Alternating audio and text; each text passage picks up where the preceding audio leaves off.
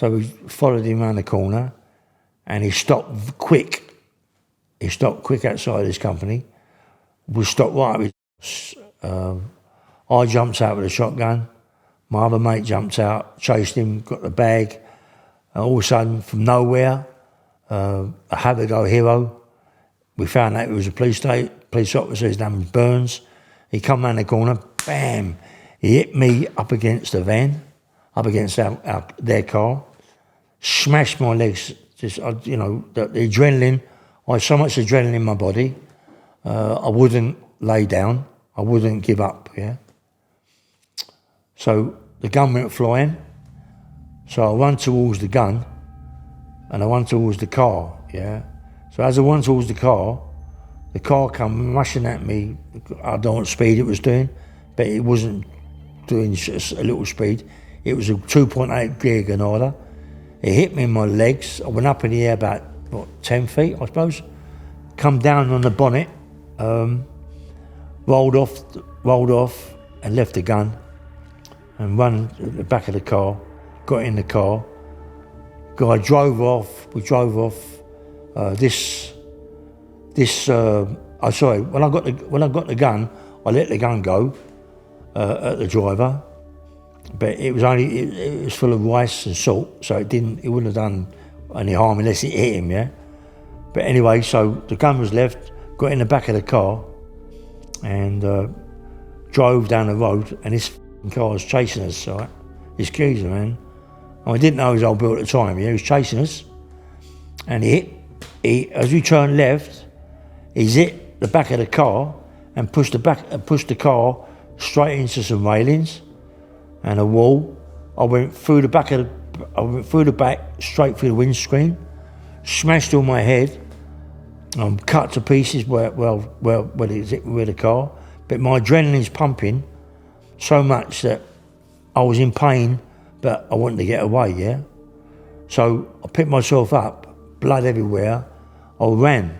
I kept running, I wouldn't stop. Even my legs was giving me so much jib, I wouldn't stop. And got to a bus and got home, yeah? Went to my mum's, from my mum's went to and we had a sunbed, just chopped sunbed. And I'm laying on the sunbed and crash, the fucking doors come in.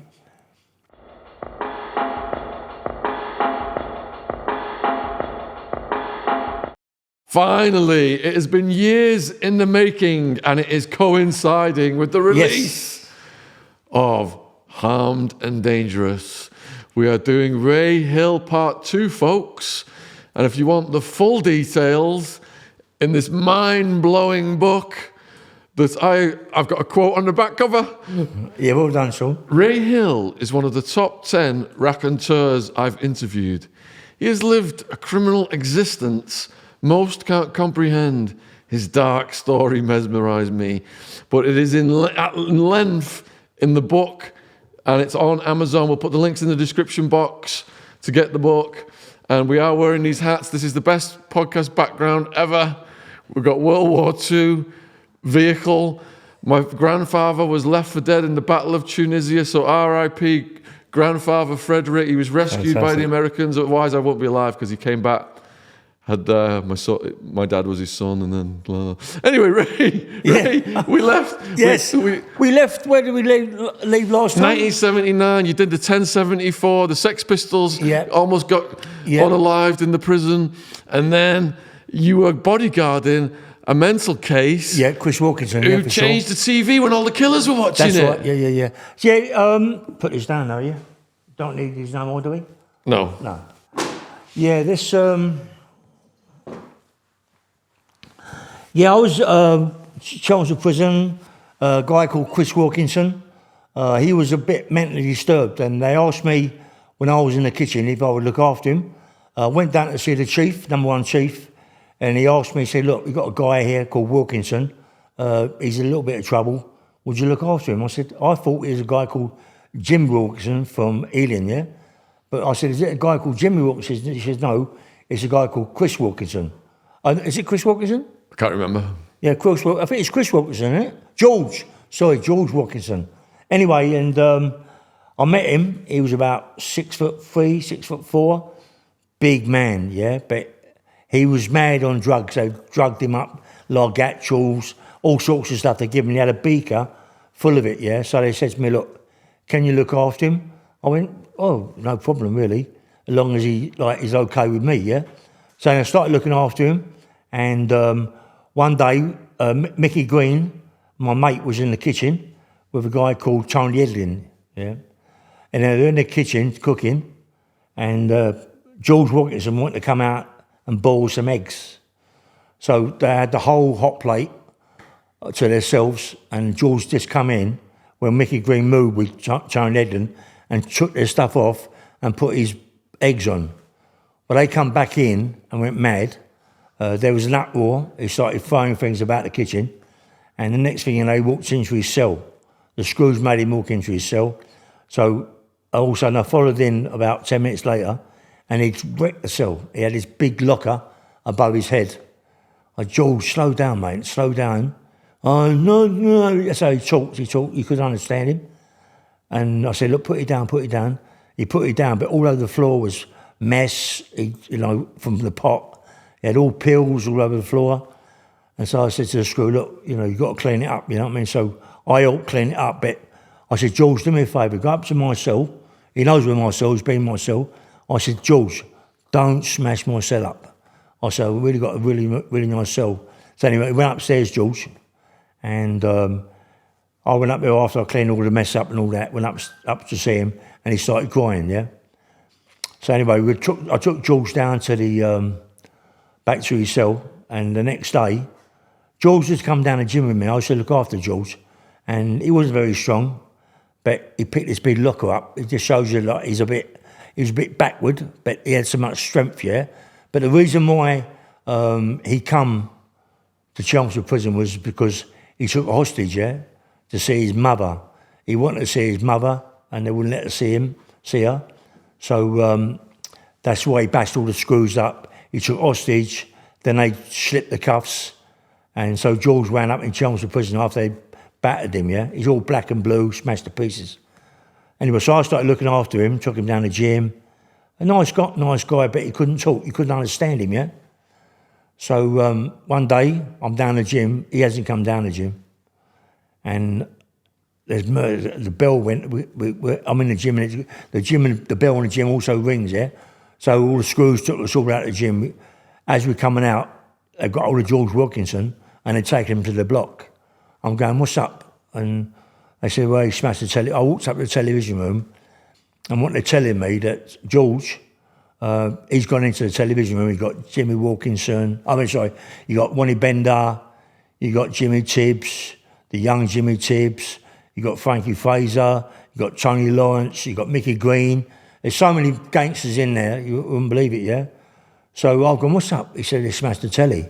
I went, "Listen, he's not very well, you know what I mean? He's sick, the guy."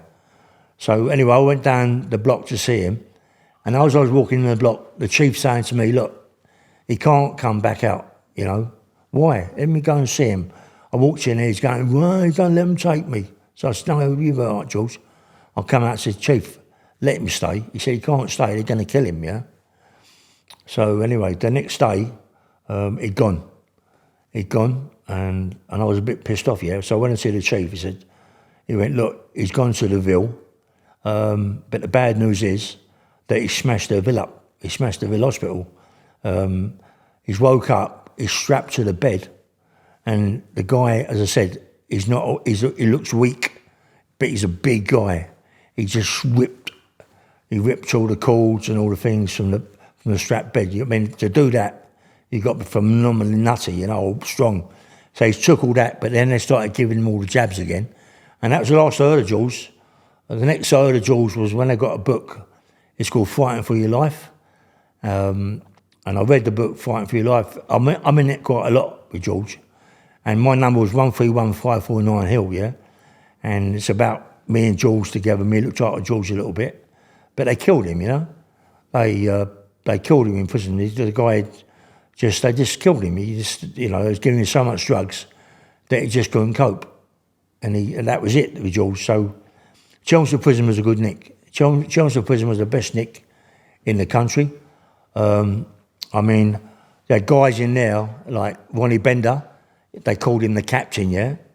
Ronnie Bender. I've said it before on my other interview with Sean that I was on a thing called the 1074 where they tried to kill me, yeah.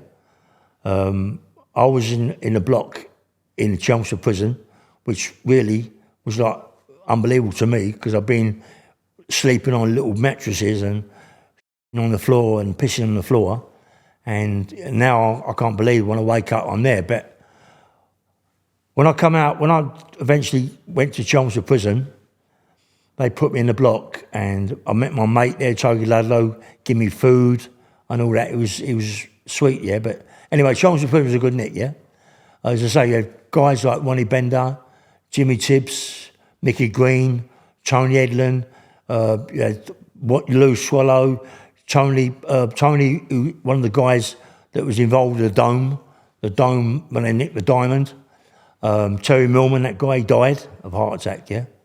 But they had loads something in there, and I was like, loved my training. I love weights. I used to play rugby. But what happened, one day, we was down the gym, yeah, and training, I used to lift big weights, massive weights. And also the lights went out. What the f***'s going on? And we could see smoke. You know, what's going on? And all of a sudden the alarm bell's gone off. The prison's alight, you know. And what it's done, it's lit the whole centre of the church, and by the church is all the sex offenders wing. So they're screaming because they can't get out of their cell, and it's burning, yeah, the roof's burning, and we're laughing because we got to get out. As we're going down this pathway, all the sex offenders up there, yeah, and so they help me out and die. Sorry, Sean, but die, and all this sex. But anyway, we goes out, and the nick now you can see it. The nick's a light, you know. It's a light. You can't believe how much a light it is. So they told us we can't go back to our cells. We got to go back to the visiting room. So we can't believe it. We got all our belongings in our cells, everything, you know. I mean, you got to remember that people like Ronnie Bender have got everything in their cell: money, jewellery, bottles of scotch, bottles of whiskey, everything. This is Chelmsford Prison, but we've got everything in that prison, yeah. So when they decided we've got to go, they took us all across to the main visiting room, and when we was all there, but I couldn't believe it. I thought, where are we going to go? You know what I mean? And they moved us all around England, all different nicks. We've got a lot of London nicks, like Wandsworth, Brixton, the Ville. The Ville with Brixton was open then as long-term wings. The Scrubs. I wound up going to Wandsworth, but I was so big. I was, 19 and a half, 20 stone with massive shoulders. I was lifting so many weights. And they couldn't get me in the compartments. They had a thing called a Black Mariah then, and not like they are now, but they had these big black vans, yeah? And the cubicles were quite small. You should get maybe a lot of people in there, maybe got 16 people in there, 8 each side. And so, but they couldn't get me in it. So what they done with me, handcuffed me to a screw in the middle of the van, yeah? So what's going on, man? Where we going, Gov? Well, we can't let you know where we're going at the moment. We'll let you know when we're there, because there are people in there that, you know, can find out things and quickly maybe have, but it can't. There's not many phones. I mean, phones in them days was virtually none, you know. So anyway, we're going to Wandsworth. So I think, you know, I've heard so much about Wandsworth. It's the first time I've ever been there, yeah. So I can't believe it. When I get to Wandsworth, get off the van, on the first ride off the van, I trod on the chief's Dixie Dean, his name was. I trod on his feet, and he's gone mad. He looked at me, he said, "What, I can see you tomorrow." I went, "Oh, I'm in trouble," you know what I mean? I just got there. So as we go in there, we go to reception, they take everything off us, they take all our clothes off, because, I mean, we still got prison clothes, but we got the best prison clothes being in Chelmsford. We got everything, like your Levi jeans to get in, you know, T-shirts we get in. So we're all looking, but we got to change all our clothes to Wandsworth stuff, and it's shit. But I was so big, I couldn't get a shirt to fit me, right? But I could get a shirt around the waist, because the waist is huge, but I couldn't get a shirt to fit me at the top. So they found it very hard to get me something. So what I had to do was change the buttons. Even if I changed the buttons, it still wouldn't fit me. So anyway, as we're going to the wings, you got to remember that all of us, I've done nearly 4 years. My mates have done 10, 12, 15 years, and they've been in a single cell for 10 years. So now they're going to go to Wandsworth, and they're all being put in 2 up, 3 up, some 4 up cells, yeah, in them days.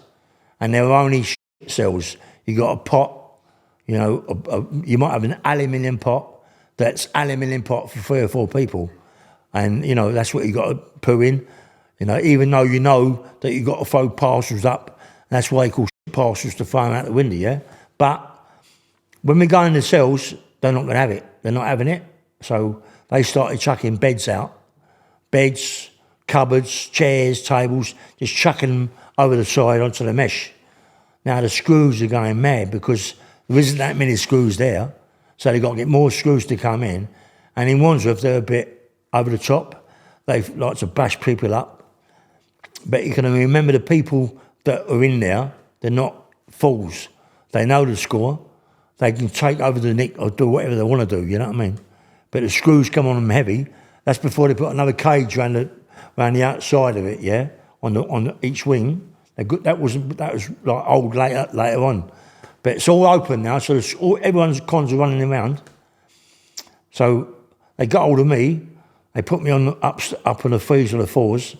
They put me in a cell with this guy. And when I walked in there, the guy, yourself, I'm huge. So all night long, there's bashing, crashing, and there's screws everywhere, police, outside police coming in.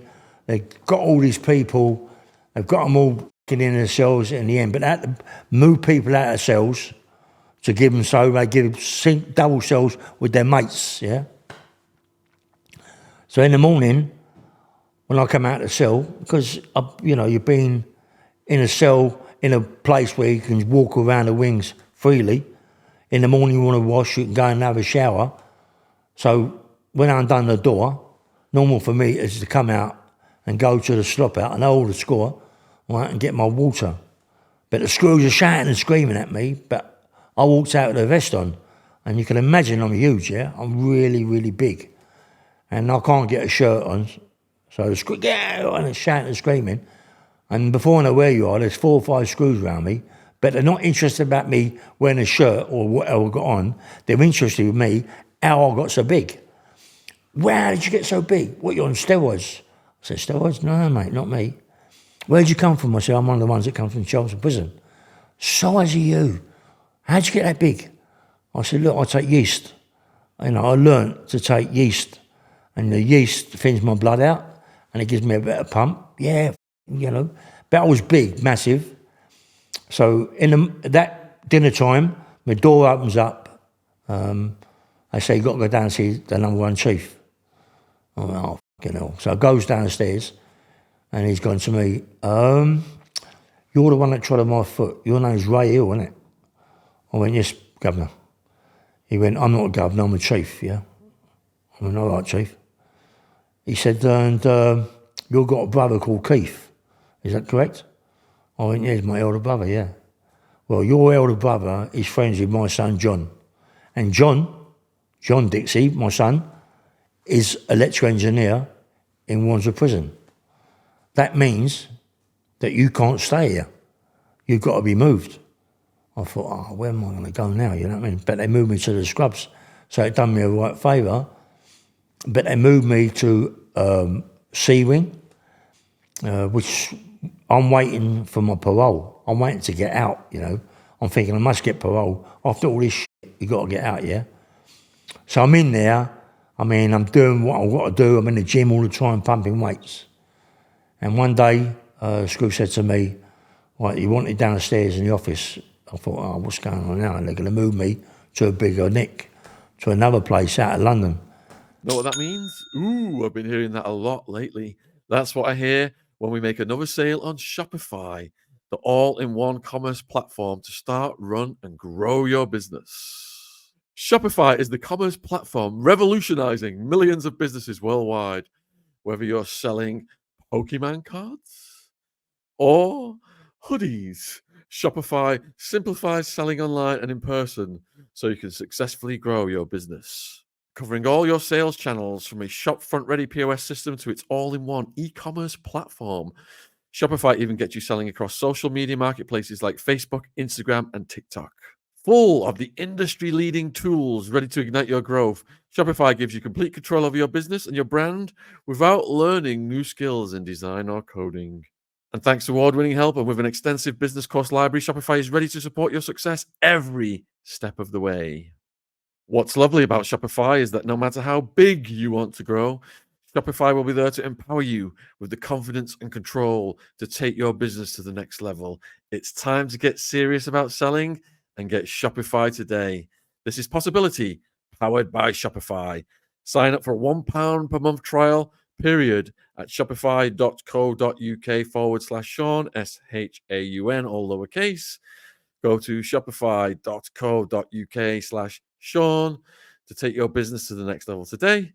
Shopify.co.uk/Sean. Link in description box if you're watching this on YouTube. Thanks for supporting our sponsor. Back to the podcast. Cheers. And they said, right, you're going.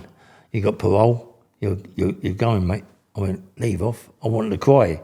You know what I mean? So I went back to my cell, doing the same thing for days and days and days. Same old shit every day. And then all of a sudden, boom, they open the gate and I walk out. And I was so big that they took me down to a place called High and Mighty in, I think, Edgware Road. And the High and Mighty is for people that are really, really big. But they took me to High and Mighty, but everything they give me was too big. Trousers were massive. But jackets and shirts fitted me, but it was all biggie around the waist. But I had to take what I could take, yeah? So when I come out, I looked a fool, looked a bit of an idiot, but I was going home. So now, all the problems that I've had with the girl that I was with, yeah? The girl that I was with, I can always go and see her, but she's decided she left me, and she had a baby.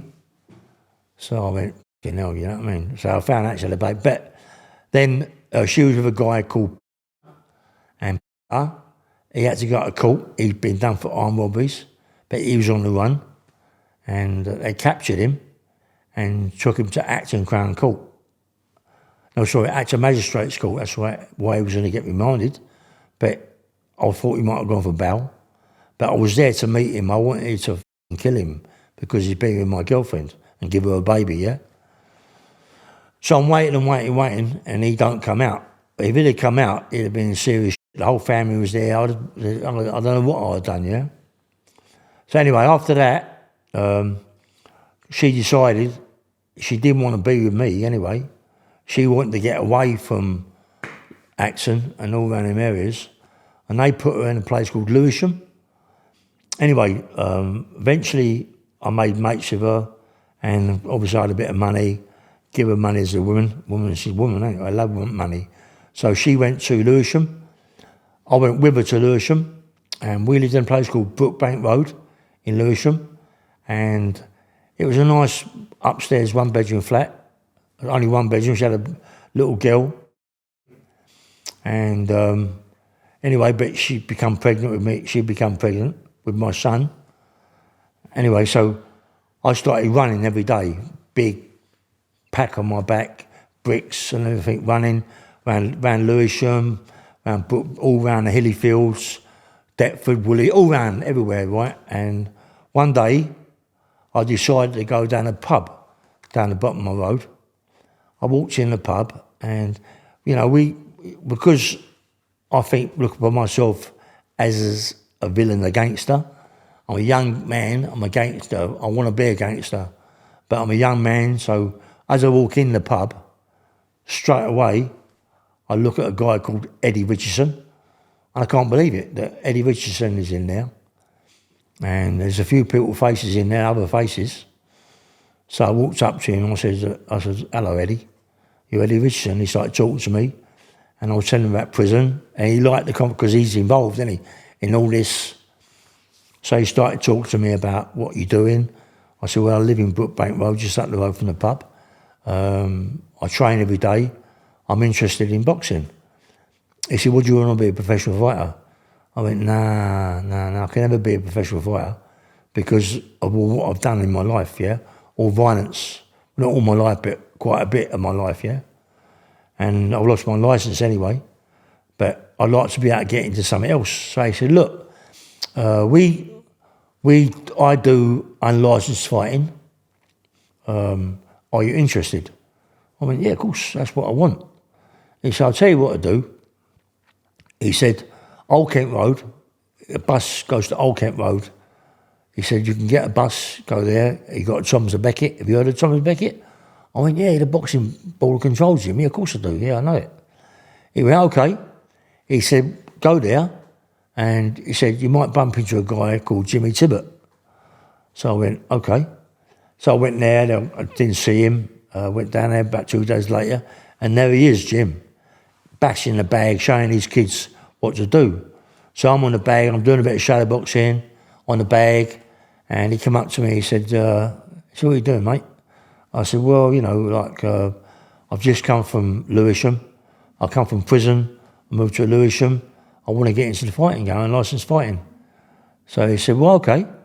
He said, my name's Jimmy Tibbet. Well, I knew who he was, but I didn't let on. I went, hello, Jim. I said, there's a guy called Eddie Richardson. He told me that he could be Danny, but I don't know you. I don't know who you're. He said, well, I'm Jimmy Tibbet. So he said, you interested? I went, yeah, I'm interested in prize fighting. So he trained me. And one day I was there, and I went, yes, this is the game for me, yeah. And all of a sudden, a guy called Roy Shaw, I don't know Roy, I know his name because of what's been going on in my life, yeah. Anyway, so Roy's in there, and because I've heard about him later on, anyway, so Roy's in there, I'm with Jim, he gets him and a guy called Steve Riches, his name's Columbo, yeah. Columbo was an old fighter, and he looked like Columbo, always were. Anyway, so he got in with Roy Shaw, had a few rounds. I'm watching. I'm there with my brother, Bobby, yeah, my young brother. So all of a sudden I get to the ring with Roy Shaw, but I used to train with professional fighters like Joe Bugner, Billy Head. I used to spar with him quite a lot when I was a kid. So, but I lost. It takes a bit of time to get it all back again. So anyway, I got in the ring with Shawry, and Roy Shaw was knocking me all around the gaff. He was throwing punches from the floor, hit me on the chin, but he couldn't really hurt me. But Jimmy Tibbet pulled me out, and I said, okay, it's fair enough. My brother started crying because he thought I was really hurt. Anyway, so 3 or 4 days later, I get back in the ring with Shawry, and I'm learning all the time now. And I thought, yeah, I'm going to give you it, Shaw. So me and Shaw started, and I give it to Roy Shaw, and it was me. They pulled me out to come out, but they didn't want me to fight Shaw no more. And the next thing I know, a guy called Les Stevens. Les Stevens was a heavyweight fighter. He was a gypsy. He was Johnny Frankham's cousin. He was a heavyweight, good heavyweight. I got him with him, and he taught me quite a lot. He hurt me quite a lot as well, but he taught me a lot. And then after that, I started training more regular, running more days. And one day Jimmy said, "Do you want to start fighting?" I went, "Yeah, of course, Jim. That's what I want to do." So he got me a fight down at Harvey Social Club with some guy. I don't know who he was. Some guy, bang, knocked him out first round, no problem.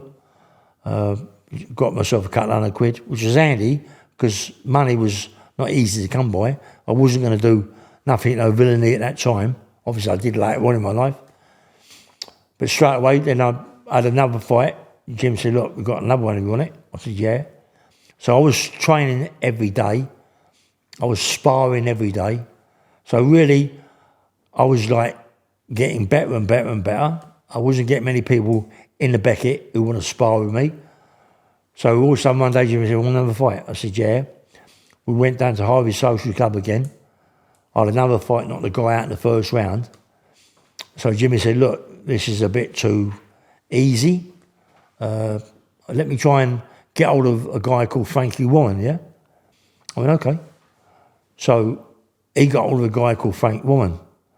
So Frank Warren arranged a fight for me at the Rainbow.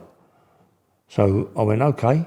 So me and Jimmy Tibbet went down the Rainbow and I got in the ring with a guy called Brian Hall.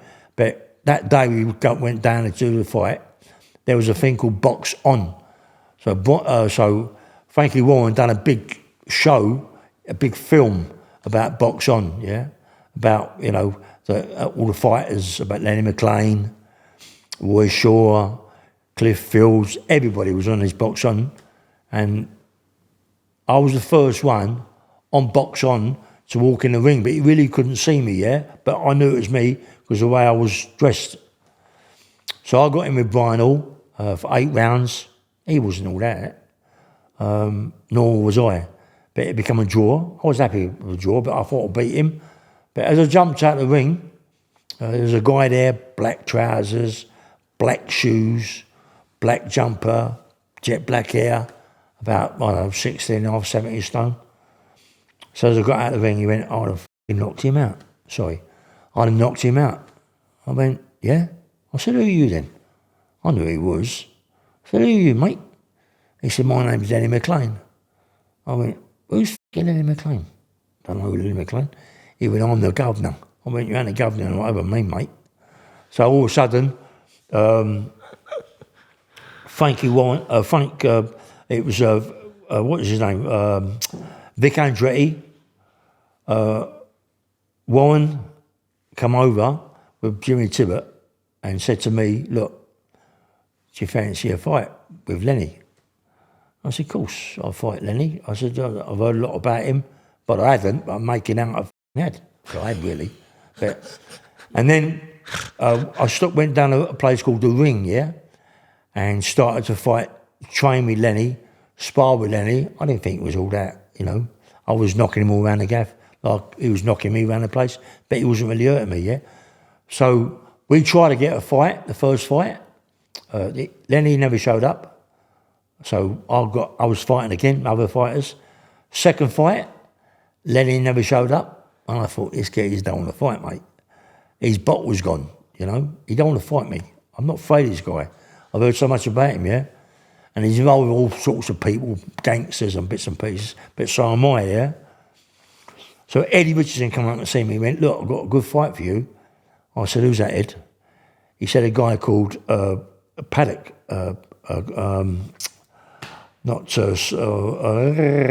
Anyway, Kevin Paddock, yeah? So I went, okay. He went, Cat's Whiskers Streatham. Do you fancy that? I went, yeah. Well, Kevin Paddock was a good middleweight, but he blew up to a heavyweight. He fought Kevin Finnegan for the title, British title, but he was blown up to a heavyweight. So I went, okay, I'll have it. 8 rounds. Kevin Paddock, good fighter, mate. In a way, he was one of the hardest fighters I ever had, because I remember the 6th round or 7th round, he got me in the clinch. He said, come on, let's me and you fight. Let's do it proper. And I thought, man, I've been fighting you for 8, 7 rounds. And you know what I mean? Now you're telling me to fight. So anyway, it can't become a draw. I was really so happy to get a draw with Kevin Paddock because he was a good fighter, yeah? So after that, I went to go to Guildford to fight his brother Sid. Sid Paddock was a heavyweight, fought John L. Gardner. Gardner beat him, I think. I think it was a 10-round fight. He beat him. But a good fighter, Sid. Sid was a good fighter. I beat him. No, it was a draw, sorry. It was a draw, but a good draw, really, really good draw, yeah? So I was really happy. So Eddie went, you're going to go a long way, you know. I said, I know, Ed, you know. So I was having more and more fights, but I couldn't get Eddie. I couldn't get Lenny McLean, and I wanted him bad. I didn't want Roy. I didn't want Roy Shaw. Roy Shaw was a nice guy. When I was in the dressing room, when we used to fight, training at Beckett, Roy Shaw was a diamond, yeah. I didn't want him. I wanted Lenny because Lenny tried to show me up in the rainbow, made me look like an idiot, yeah, and I wouldn't stand for it. So I wanted him all the time. So what I decided to do was move from Lewisham. The girl I was with, she was pregnant with my son, yeah. She moved back to Acton, so I moved back to Acton. I knew a guy called Bob Coleman. Years ago I used to work with him, yeah. So I wanted to get into this fighting game myself, do my own promotions. So me and Bob was talking. We went down to Ealing to a place called Buffalo Carpets. And I wanted to get a gym. I said, let's get a gym. He said, nah, the gym game won't go nowhere. I went, I'm telling you, that's going to kick off gyms. He went, nah. So he walks into Buffalo's, looks at it. I said, it's an ideal place. We can hide stuff in it. He went, no. And now there's gyms everywhere, you know what I mean? But so we never done that. But he said to me, okay, let's get into this unlicensed fighting. I went, okay. So I got a thing with him, Acton Town Hall, and I'm trying my hardest to get the video, yeah? There's a video took at Acton Town Hall of me fighting twice, yeah? And I can't get it. Got the paper, but not the videos. So there's a guy called Colin Cracknell. Colin Cracknell, I've known years, yeah? He was a fighter down the fruit market, when I worked down the market, and he could really fight. And being that I've been in prison, I've hardened myself up, yeah? But I want Colin Cracknell. So I'm saying, go and see Colin. I said, look, I'm with a guy called Bob Coleman. My promotions was called Hillman Promotions. Hill, his name's Coleman. So Hillman Promotions. So I said, look, we got this. I'll give you some tickets. This is your money. We'll sell the tickets, and it's what that is what you get, right? So he sold all the tickets. So he went, right for you, Bob. So everybody come to the Acton Town Hall to see Colin Cracknell get bashed up because no one liked him, you know, he's a bully. So that was my second fight, the first fight. Anyway, me and Colin, we got in the ring, and Colin was a good banger, mate. He could have a fight, you know. I've done it wrong, and really I thought I should have trained myself a little bit harder for him. And got in the ring, and he knocked me about a bit, yeah? And he threw a punch, a right hand. I've got a picture of it. He threw a punch at me, and it rocked my legs to my fucking feet, yeah? I thought, poor miss. So I picked him up like a rag doll, really. And I nutted him all around the ring. Just nutted him. And he jumped out of the ring saying, I ain't getting back in. I said, get back in here. Everybody in Acton Town Hall was going mad. I mean, come on, all you get in here with me. So that was brilliant, you know. And after that, it got about what I did, and they closed it. They shut it down. They wouldn't let us do no more shows. So then I went back to Lewisham, had a few fights, not many, and I thought, you know, I need money. So I started to do pavement work, yeah, on robberies, and I was doing quite a few. So I done one with a guy called. We done one, and this place we done was people was bringing wages to this into this gaff. It was a metallics. They do windows and stuff, and so they take money into the company. So, but what happened? We was outside Parole Hospital. Across the road was a bank. So just by chance, we see it. Yeah, we see this guy jump in the car with a bag, and I thought, sweet, this is what I want, sweet. And anyway, so we followed him, we lost him. So we're there the next week, and we see him. Yeah? So we followed him around the corner, and he stopped quick. He stopped quick outside his company. We stopped right up his arse. I jumped out with a shotgun. My other mate jumped out, chased him, got the bag. And all of a sudden, from nowhere, a have-a-go hero. We found out it was a police officer. His name was Burns. He come round the corner, bam!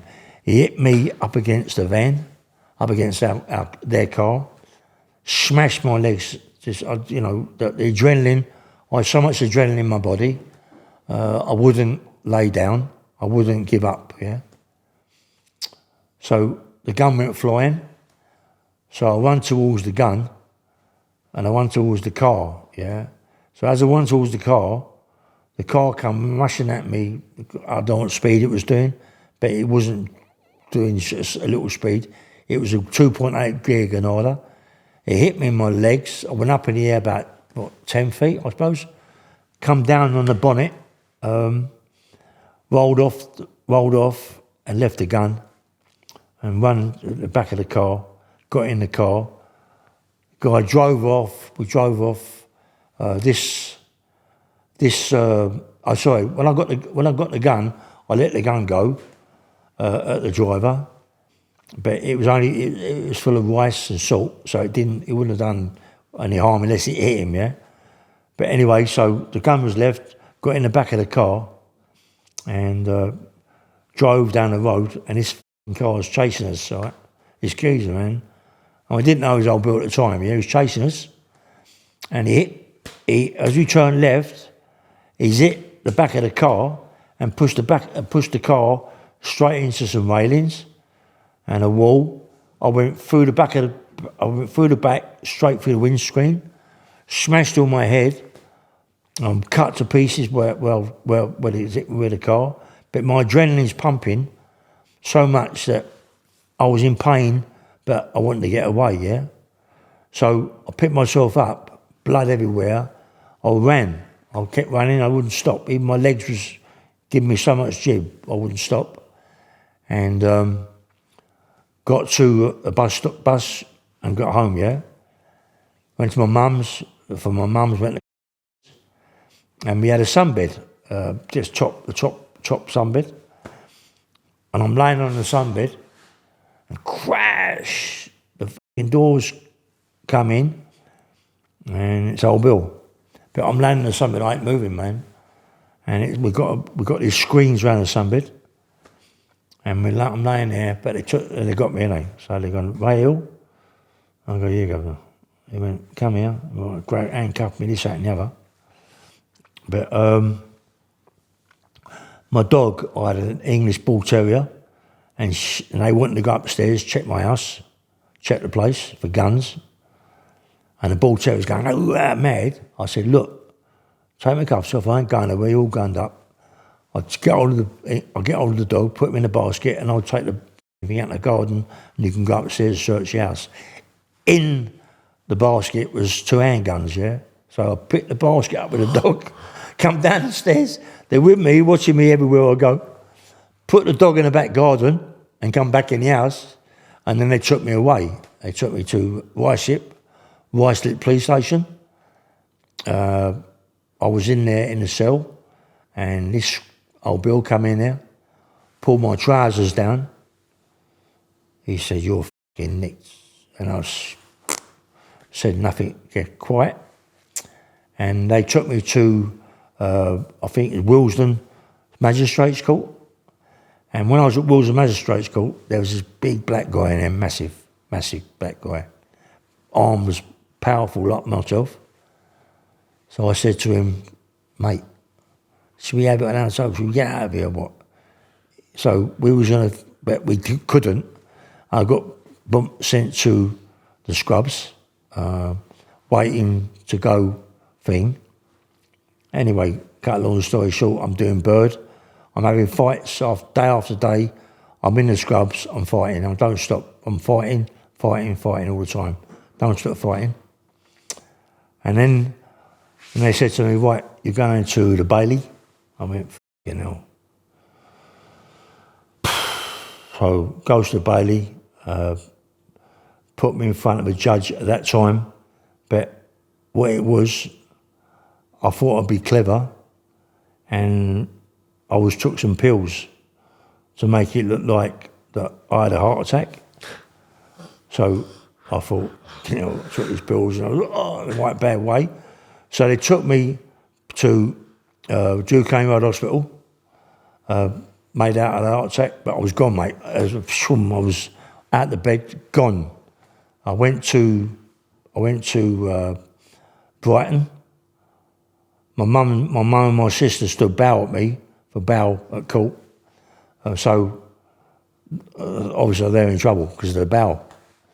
So it looks like my mum and my sister are going to get put in prison.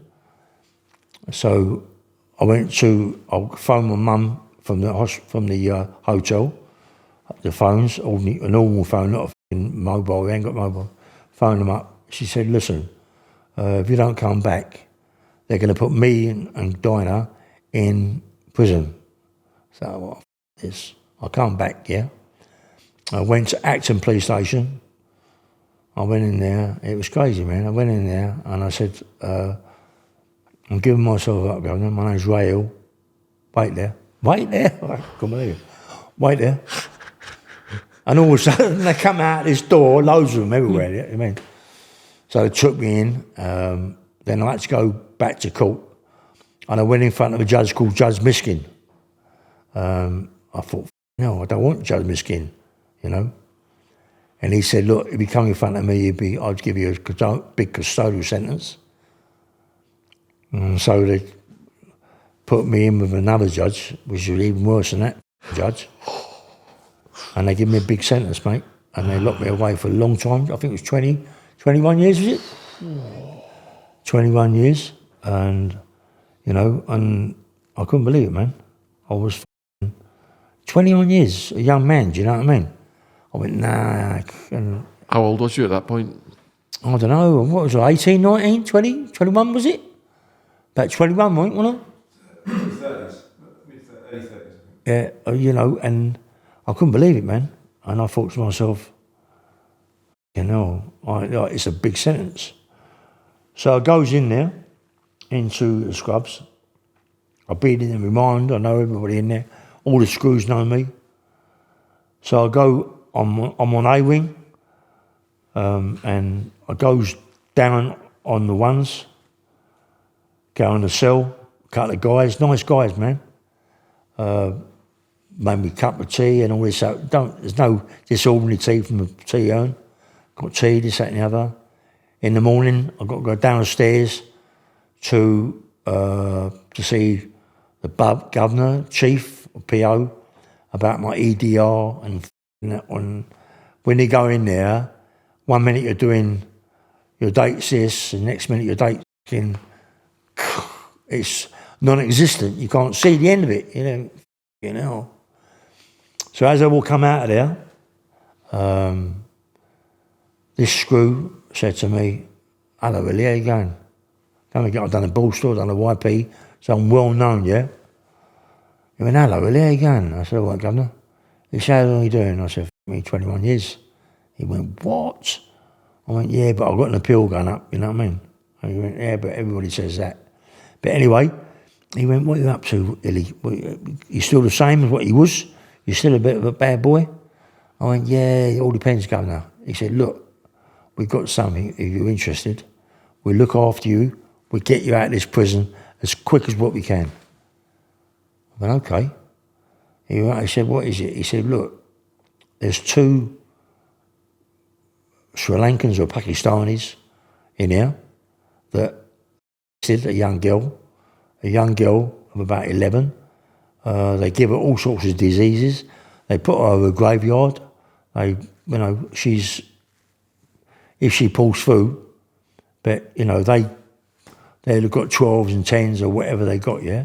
But, we want these people done. But little did I know that they bashed her up bad, and they abused her bad, but her dad is a screw in Wandsworth. But it wouldn't have mattered anyway. So they said, look, what we want you to do is to do these people, yeah? I said, what's in it for me, Gov? He said, we'll look after you. We'll give you everything. You're going to get nicked, but we'll give you everything, yeah? I went, okay. We'll give you whatever you want, we'll give you. We're going to get you out of this prison very quickly. I went, okay. So one morning, come to my cell, tobacco, sweets and whatever. So he said to me, listen, come with me, took me to a room, sat me in a room. He went, tomorrow morning, yeah? He said, let me tell you what we're going to do. I said, what's up? He said, we're really going to unlock you early, right? The 4s are going to get unlocked first, yeah? You're on the 2s, the next one's the 3s, your last 2s, and the 1s is whatever. Yeah, I went, okay. He said, the guy is on the 4s. They've always showed me what this guy looks like. I went, okay, he's on the 4s. He said, your job is to do him. I said, I'll do him, Gov. So they unlocked me in the morning early. First one, I was upstairs, up to the 4s, went into the recess. There's all bowls there, everything. I think the screws took the bowls there deliberately. This geezer's going to get it for me, mate. And he's abusing a young kid. They're going to get killed. So the water in prison, when it comes out the taps, is white hot. It's boiling. And it can scald you. So I filled up this bowl, boiling water, and boom, I could hear the keys going, I could hear the people walking down, I see this walking through, I done him with the hot water, he screamed, doesn't matter, he can scream as much as he likes, the screws know about it. I got him, man, and I smashed him to pieces. I smashed his head on the urinal, which the urinal is marble stone. I smashed it on that, but I thought I've got to be careful because I could kill him. I don't want to kill this geezer. But then I get him on the floor, I pull down his trousers, and then I stamp all over his genitals.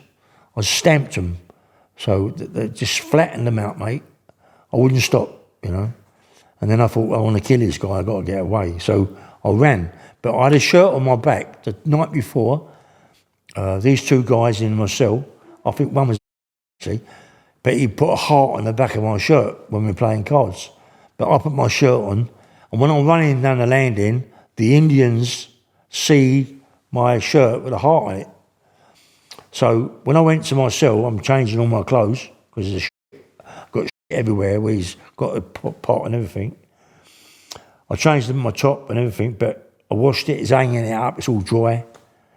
So then the next day, exercise. So the screw said, good job, Ellie. He looked after me, gave me tobacco, sweets, the kids in the cell got everything they wanted. We got all sorts of food. Lovely. He said, right. He said, the next one comes out on the freeze, exercise, is freeze and ground floor. He said, right, we want you out there and to fucking do him, yeah? I'm thinking, well, how am I going to do him in exercise yard? Because in them days, they never had no fences round the neck. They used to have dogs, big Alsatian dogs walking around. And I thought, you know, it's a bit awkward, I won't be able to do it. I'm going to get killed by an Alsatian dog here. Right, so I thought, how am I going to do it? So I'm walking around, but karma is a funny old thing, yeah? As I'm walking around, this Indian walks into the toilets. Every exercise yard has got a toilet in it, yeah? So he walks into the toilet, but before him walks in the cleaner, who's going to clean the toilets out, but he walks in. So I thought, yes. So I walk in, follow him. As I walk in there, prison doors are very low, as you know. They're half doors. So I'm looking in, and the doors open inwards, yeah? Or was it out? I'm not quite sure anyway, inwards, outwards, or whatever. So I thought, right, I'll get hold of the Kazi brush, toilet brush. And I went into the toilet, and he's squatting on the toilet. There's poo everywhere. I goes in, I smashed him with this toilet brush, with a kind of smashing him to pieces, really, just smashing him to pieces. And I done the same thing. I pulled his trousers down, pulled them off, smashed him all around his genitals with a toilet brush, flattened it out, and then I ran out. He was screaming and shouting. As I run out, the screws run in. Then I come back into the wing, I've got shit all over me. I go out to my cell, and then it's dinner time, or I forget what it is, supper time, dinner, I'll forget, right? So I'm coming down the stairs, and I notice there's a chief, a governor, and about 3 or 4 screws. As I walk down the stairs, the chief, the governor, and the screws don't know they're not involved in the scandal, they're not involved in the swindle, but they know the guy that's done it has got a heart on the back of his shirt. So as I walked down, they got me, so they pounced on me, got me, right? They dragged me. They don't hurt me, because the screws that are dragging me are the screws that know what's going on. So they take me to the block. They put me in a cell, nothing in it, just a mattress on the floor. I thought, fucking hell, I'm in trouble there, mate. Goes in there, and all of a sudden, bang on my door, and there's this guy called Gerald Hart, yeah? And Gerald Hart used to be Mr. Guyana, massive black screw. And I was doing press-ups. And he come in and started showing me how to do all these different press-ups, look at wide ways, and I started doing loads of press-ups. And I thought, lovely, mate, this is the right thing. And he come in and said, you'll be okay, don't worry, you'll be okay. And they come in, they give me sweets, order my dinner, they come in with another dinner for me, all different sorts of stuff, fags. I didn't smoke, but they brought me tobacco, all things, little quarter ounces, with a pack thing over the top, brought me sweets, chocolate, anything, sandwiches. I loved it, man. And I went out to the exercise yard, and I'm walking around the yard, a little cage. I'm walking around the yard, and I looked, and there was a guy in a cage opposite me, same size cage, and he had a tash, he had black hair, and he was walking around. I think I told you the story before, you know. Anyway, keep going. Yeah. So, black hair, and I can't believe it. And he's gone, you got any fags, mate? I went, yeah, I have, yeah. But not fags, I've got tobacco. And the screws were watching me, and I don't watching me and him if we're going to do anything. So I kept walking around, and I threw the tobacco over. He's picked up, put it in his pocket, and I found out later his name's Graham Young. And Graham Young was a poisoner. He killed 30 people, a raving lunatic. But to me, I didn't know what he was, who he was. All I wanted to do is help him out. So I went back to the wing, and when they come out for my supper, not that day, the next day, because I hadn't seen Graham Young again, and the thing, they come round, they went, you're in trouble. I said, what do you mean in trouble? What's up? They went, we've got 2 buns here, right? And we're going to give you 1 bun. What's the second bun? From the guy down there, you give the tobacco to. Graham Young. Who's Graham Young? He's a big poisoner. And you give him tobacco, and he's asked us to give him your tobacco back.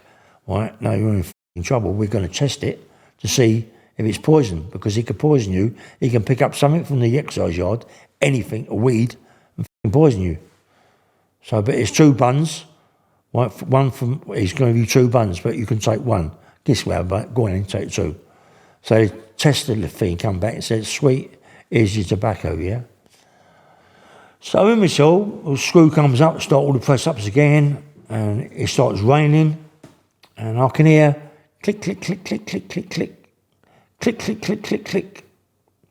And I went, what the fuck's this noise? It's driving me mad. Every night, click, click, click, click, click. And I said to the screw, mate, I said, I don't know what it is, but it's driving me mad. I can hear someone clicking all night long. He went, that's Graham Young. That's, I can mean Graham Young. What's his name? Ian Brady, sorry mate, it's Ian Brady. I went, what? Ian Brady the murderer? The Moors murderer with the kids? He went the same Ian Brady. I said, what's he doing with the title upstairs in his room? He said, well, we think he's doing his memos to let us know where the kids' bodies are. I said, you give that geezer a typewriter, what else he got in his cell? I mean, don't worry about that, and slam the door. Right, so I banged the door again and I went, tell him to stop clicking that thing at night time, I want to get to sleep. So I went and see the dep. They've already told me that I'm going, yeah? They've already told me that I'm leaving. All the screws are involved. The deputy governor's involved. They're all involved in everything. They know what I've done. They want to get rid of me, yeah? So he says to me, you'll be going very, very shortly. We don't know where yet, but you're going to go. So one morning I thought, I can't stand this clicking noise. So I come out of the cell and the screws at the top of the stairs where Ian Brady is.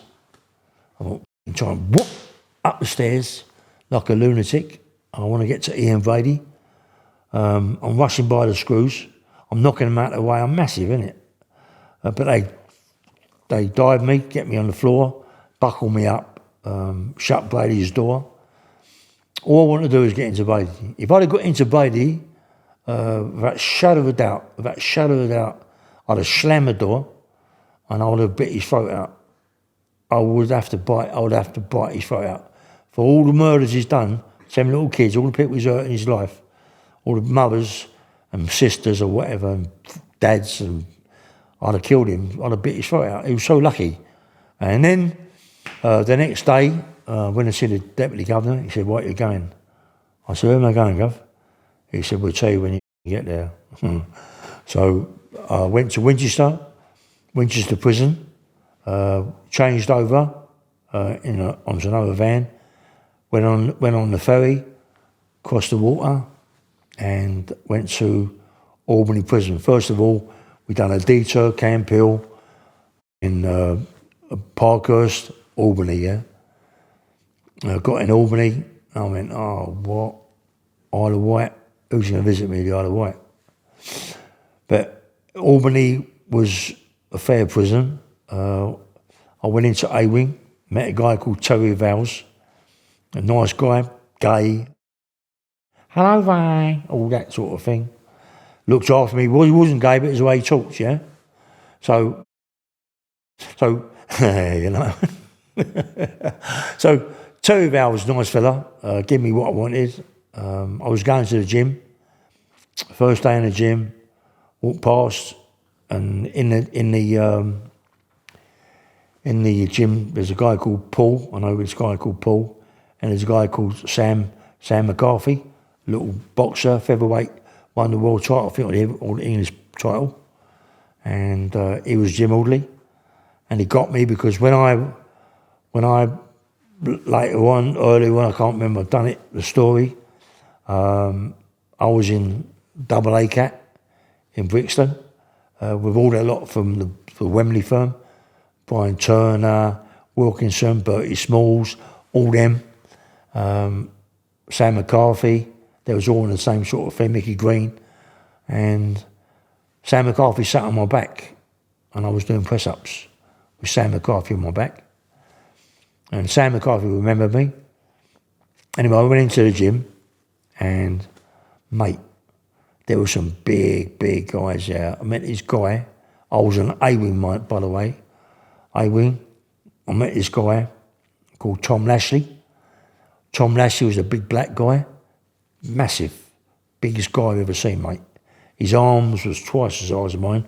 Massive. He was throwing big weights about, so was I. And there was a guy in there, Peter Kelly, my mate Peter Kelly. He became a good pal of mine.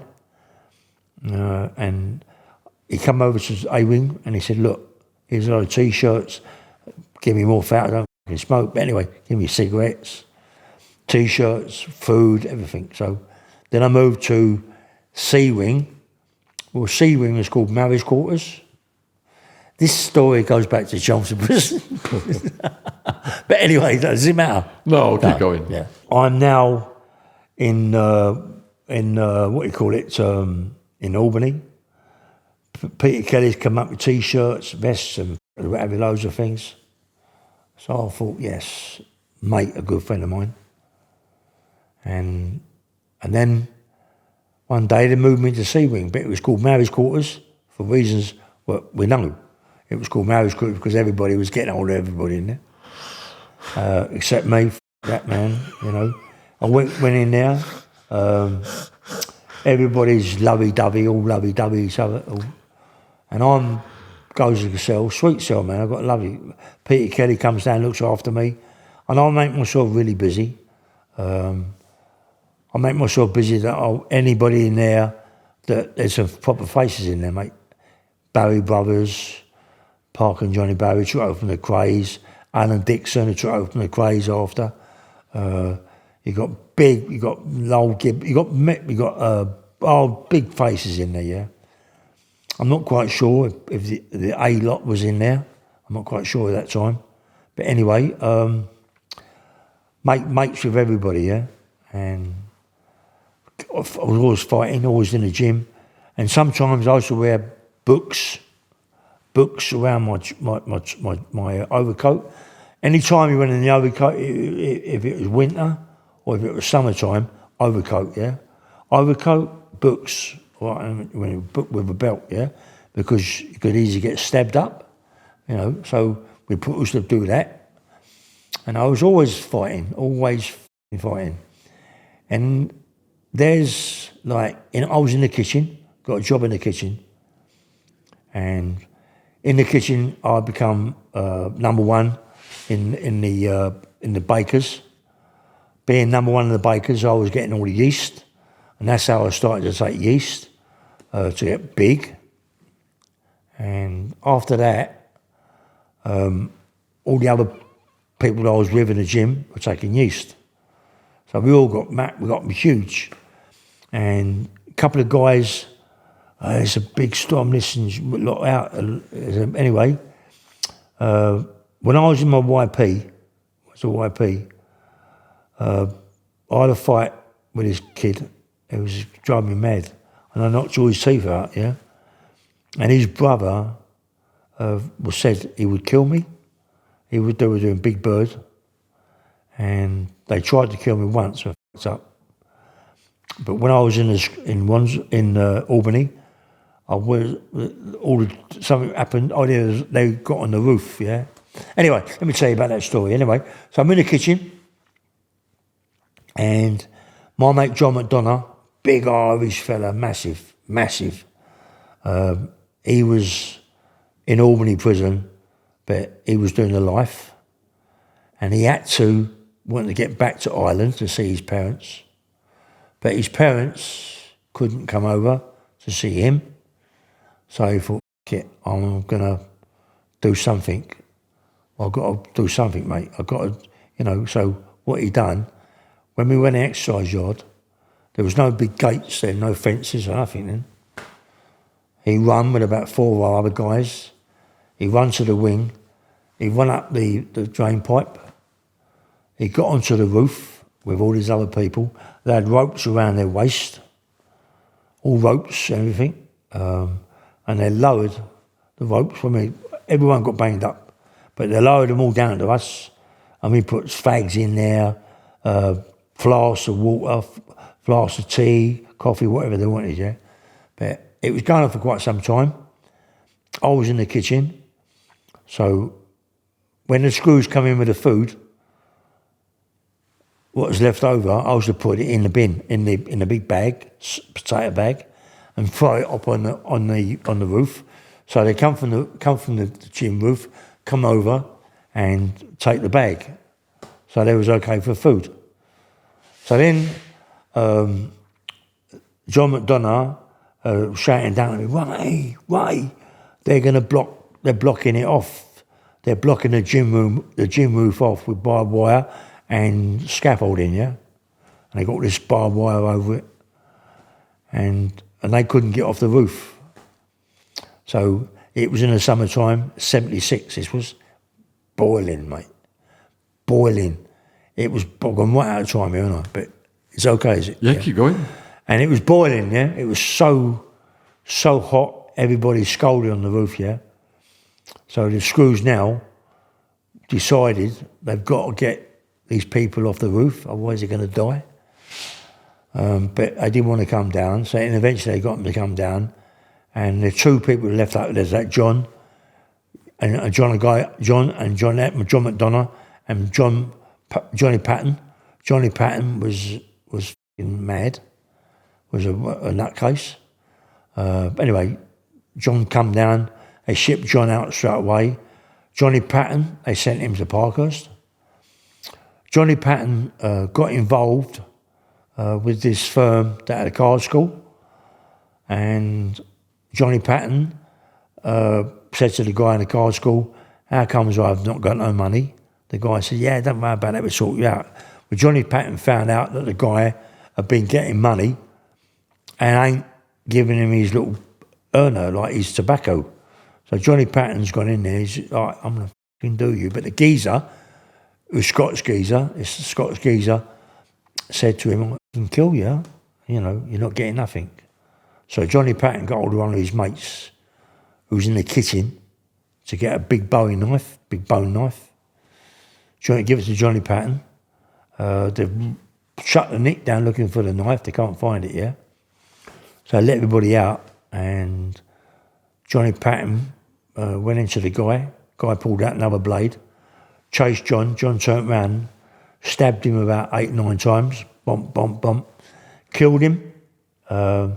They put Johnny Patton in Winchester, I think it was, in one of them places with Bronston, something like that, with Bronston, in one of them cells.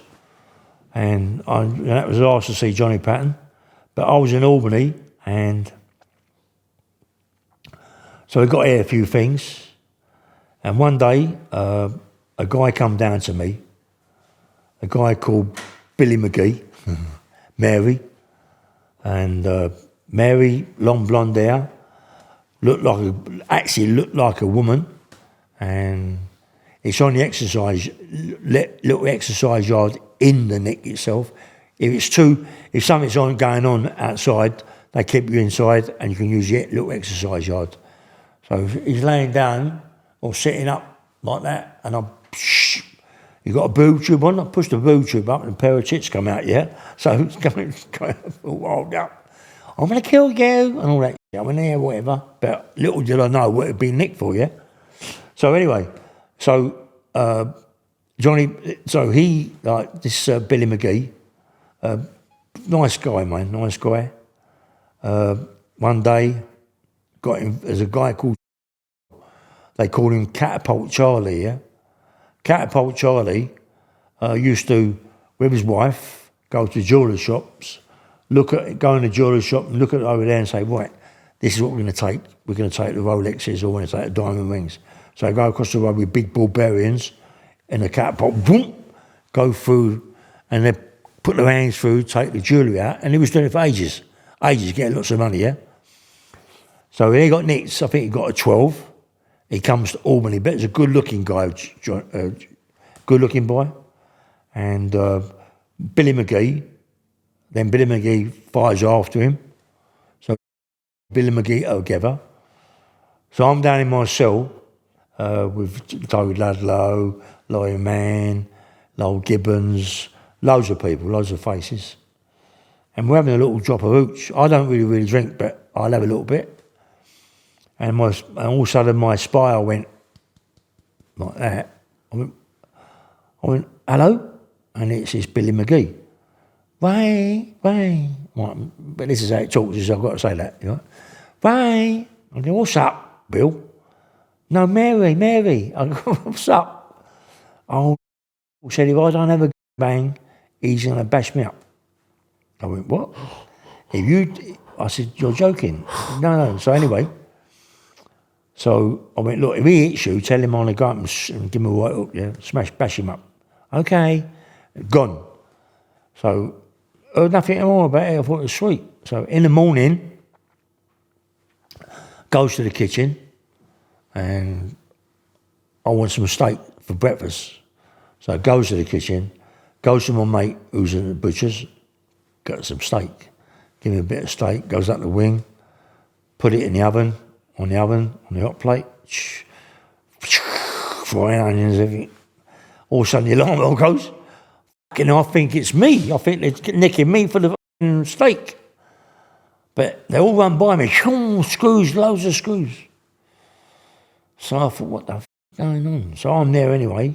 I'm still watching what's going on. I know they're going to come back. So as they come back, there's Billy McGee with all the hair all over the gaff, blood all over the T-shirt. I went, what the f is going on here?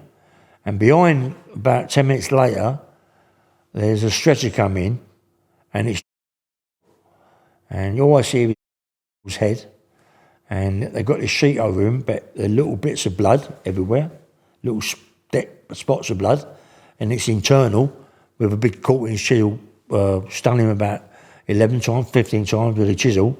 So it's internal bleeding, so you don't get no blood, but little bits, yeah. So he got shipped to Parkhurst.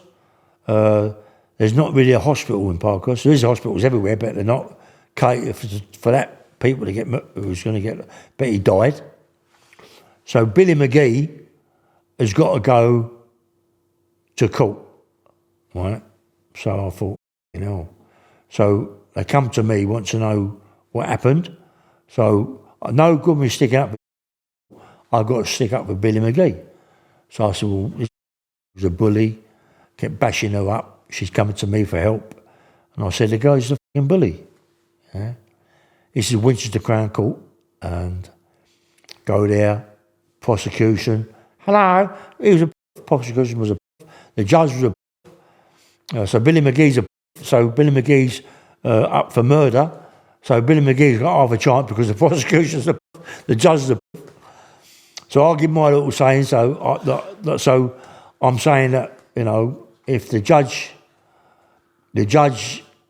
directs a jury to find Billy McGee guilty of diminished responsibility, yeah?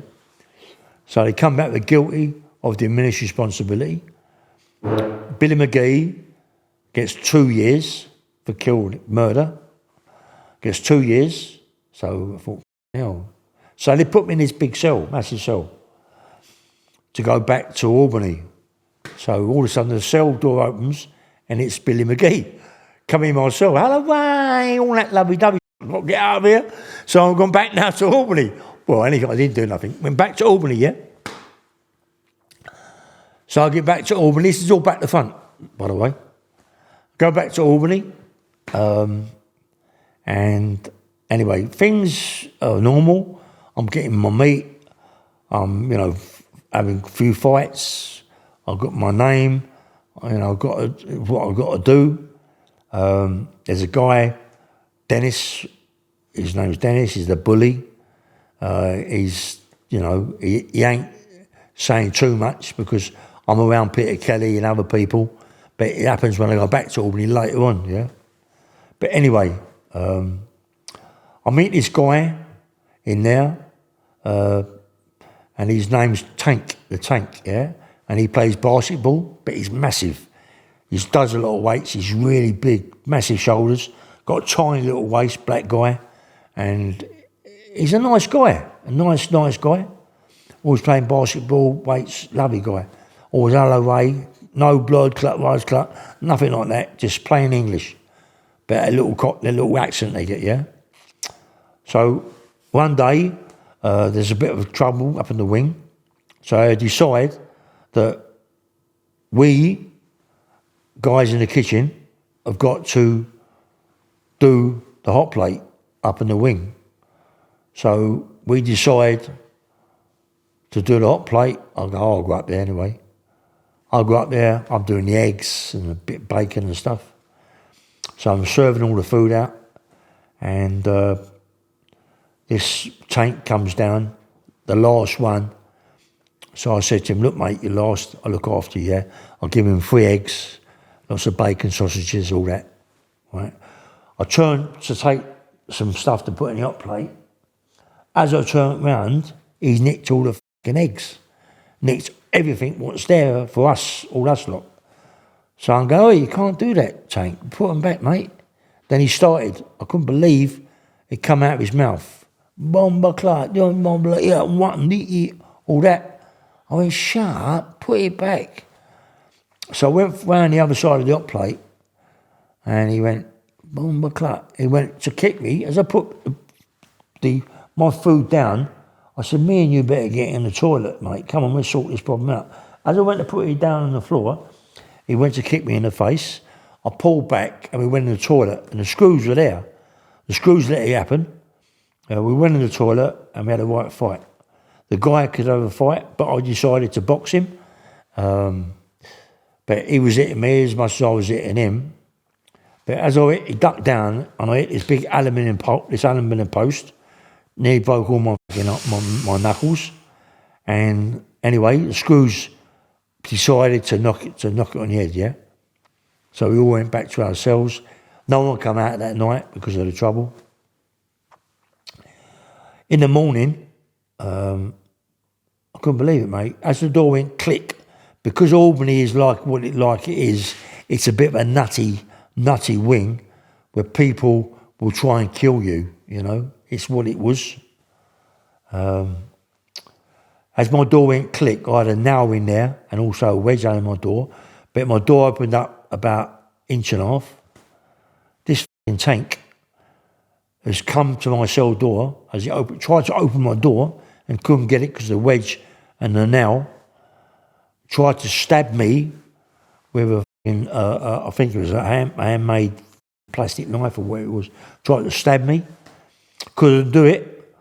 He run off. I pulled the nail. It was hard work to get out because he pushed the door. I pulled the nail out and the wedge. I'm chasing him now. I want to kill him myself, yeah. He goes up. Anyway, it's all forgot about, I thought, yeah. So I had another job in the kitchen, which was a certain day, Thursday, I think it was. My job was the clothes from people on the wing. They wanted clean clothes, like jackets, shirts, trousers, and all them sort of things. So I stack them all up in heaps, yeah. So as I'm coming down the stairs with his bin, someone pushed me down the stairs. It was Tank and a few other people. They got me at the bottom of the stairs and they stabbed me with a sanding knife across my belly. About 4 or 5 little cuts, but not little, but deep enough, you know. And my power, I was so strong. If I hadn't been strong, I think it'd have cut my throat. But I got up and I ran, yeah. So I went back to my cell. I put these towels around my waist. I had to go back to the kitchen, put this big white coat on. And now I know that this guy wants to kill me. So because he wants to kill me, I've got to defend myself. I've got to try and kill him. And I thought to myself, you know, how's this going to be done? So I goes to the kitchen. I could have got a big knife, but I didn't. Someone told me that in the wing, our wing, C wing, by the door, they got a big square block of wood with a pole coming out like a broom handle that they put there to stop the door, rather than go down and pick the block up, they got a handle, pick it up, put it there to stop the door from shutting when people are watching television, so they can get in and out. So I decided to wait.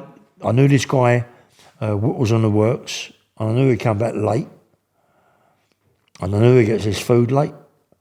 So I decided, get the hot plate's open, I'll get this big bit of wood with his thing on, and he walks past me, and I think to myself, I'm not thinking straight, I'm thinking, this guy might want to kill me, so he's going to try and kill me, so I'm going to make sure I'm going to try and kill him. So I hit him across the head with this big lump of thing, crash, I've hit him once, I've hit him twice, open his head up like a lemon or an orange or whatever it is, open it up, ran up the stairs to my cell. Screws come rushing up like lunatics. The guy's intensive care, he's took away, rushed to my cell, crash, the door's gone, click, the electric's on my door, I can't get out. I'm thinking, you know, I'm in trouble. I know I'm in trouble. But I'd rather be in trouble rather than be dead, yeah? Because I know that he was going to try and kill me. So all of a sudden, the door opens up. I'm standing by the window. The window's just behind me. Only little cells from there to there, little. But you only got to sleep there. They're little because all you got to do in these cells is sleep, yeah? They're only there for the sleeping. So this screw comes in, I stand up, it goes bang! He hits me on the chin, big screw with a beard, bully screw, right? Block screw. Hits me on the chin, I go back to the window. He comes in, and I rush towards him, and I hit him so hard that I smash his spleen. They drag him out of the cell, drag him out. I can hear the click, click, click, the door's gone. And now I know that I am in serious shit. I'm going to get outside court, maybe go and get 5 stretch, 4 stretch more. I'm in serious shit, yeah? So now I'm waiting for these screws to come back and do what they've got to do, because they're going to take me down the block. They might take me in the morning, they might take me that night or that day. So also I can hear screws rushing around, and I thought, as the door opens up, they fire a dart at me, hits me, and then boop, fire another dart, hits me, and I hit the floor. But I'm conscious, but unconscious, if you can understand. I can't move. I'm aware, but I can't do nothing. And they're coming in, and they just come in with whoever it was, a doctor or whoever it was, geezer jabbed me again, bumped in my arse, and bosh, I'm gone. They smashed me to pieces, I can't remember, but they bashed me up. I'm in a right bad way. They take me to Parkhurst. I know it's Parkhurst, because I'm told it's in Parkhurst. They took me down a unit block, and they walked with me, chucking water all over me. I'm about that far from the floor, and then they take me into this. There's a staircase comes. They're taking me into this office. There's a screw there. It could be a deputy governor, could be a PO. I don't know. I don't know where I am, because all I keep getting is jabbed up. And I can remember them telling me something about a 1074, right? So they're going, you're going to go, we're not going to get police involved in this. You're going to be rectifying whatever it is they're going to do to me. You're going to be with us. We're going to make sure that your sentence is severe, and we're going to give you a thing called a 1074. So they dragged me back to my cell. Within minutes, they dragged me out of their cell. Hands, I'm hitting everything in sight of my feet. I've got my clothes on at that time. They're dragging me out. They're throwing me in the back of a van, yeah? But when they get me in the back of the van, they're taking my clothes off. All I've got on is a pair of shorts and a T-shirt or a vest. When I say shorts, I mean briefs, yeah? So they're taking me out, and they're taking me across the water. I know I'm going across the water. You know, and it takes me ages to get to the other side. But the only prison on the other side is Winchester. So we went up Winchester. All I can remember is them dragging me down the stairs. They dragged me down the stairs. My feet are hitting the stairs, bare feet hitting the stairs. I've got no clothes on but these little shorts and vest.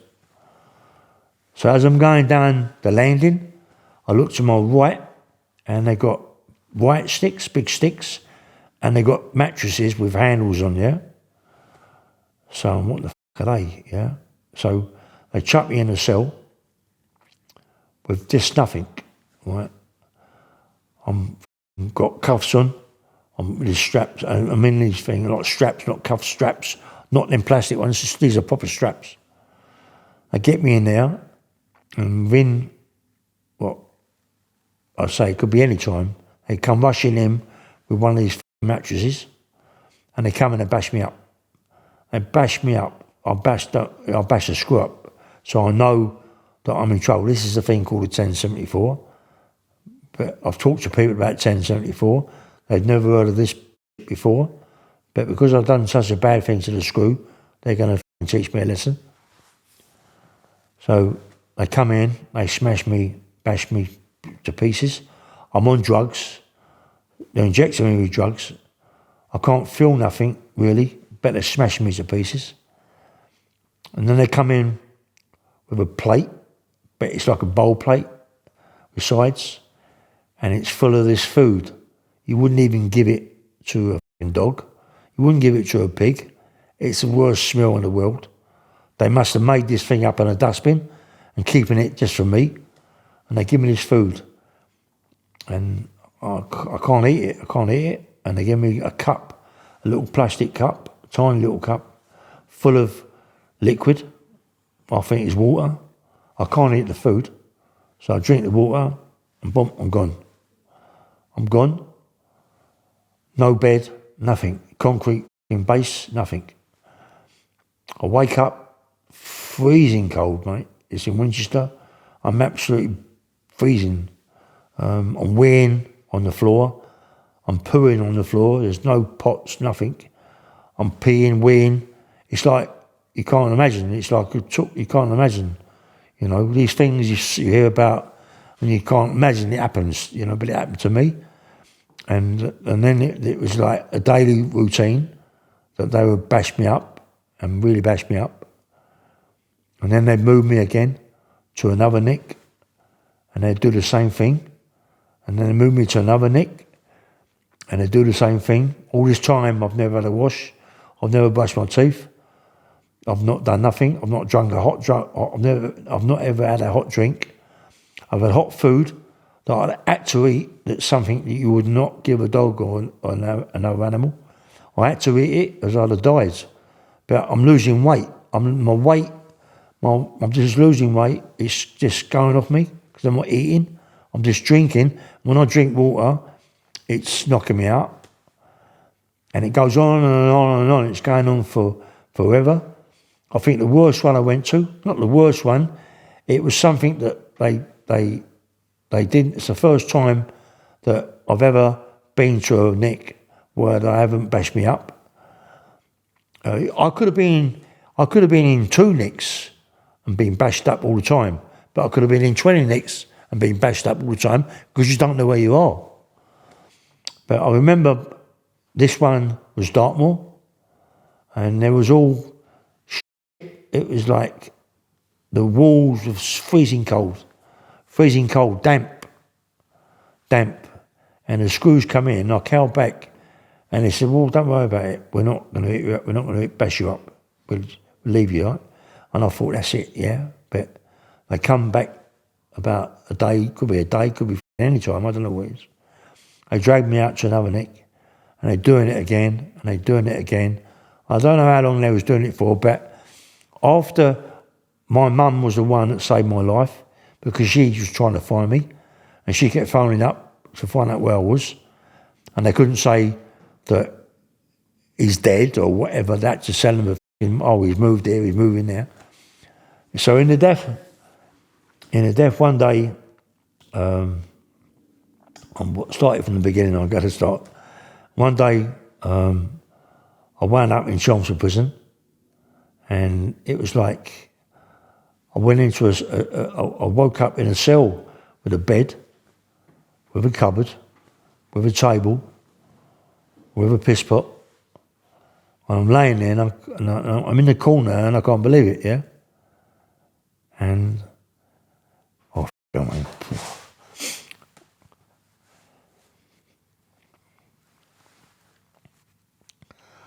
Damn, man.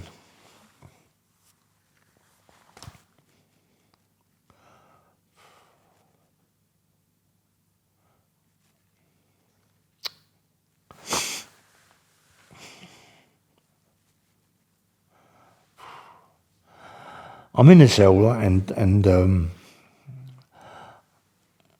the door opens up, and it's Jack said, he's called Jack said, and I was cowling. You know, man. It's the first time that I ever cried. All what I went through, I never cried once. Never once. All what I went through, I never cried, man. But when he come in and told me that it was all over, I cried, man. I couldn't cry. And, well, man. And my mate, oh, that. And my mate Toby Ludlow come in with a dinner, yeah, and I couldn't believe it. That I was okay. I was free, man.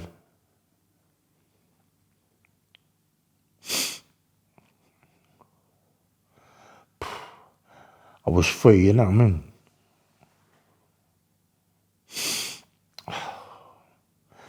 Do you know what pisses me off even more? People, like people say they don't believe me, man. But I went with so much shit. Anyway, and then I was my mate Toby took me to a cell on C Wing, and people were coming in. Ronnie Bender was coming in. People, Jimmy Tibbs was coming in. All people, nice people, man. Because they're gangsters and villains, and people think they're nasty people, but they're not. They're good people, man. And they come in and they looked after me.